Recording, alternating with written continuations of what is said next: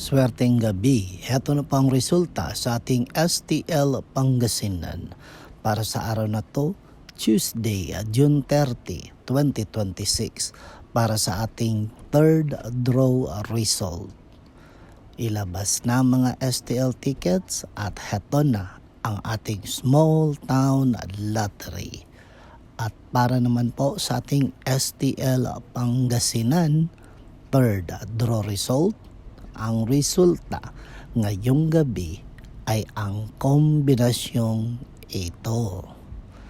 Sa lahat ng uuwi galing sa trabaho, mag-ingat po kayo sa kalsada, lalong-lalo na magbaon kayo ng mahabang pasensya dahil tiyak grabe ang traffic ngayong gabi.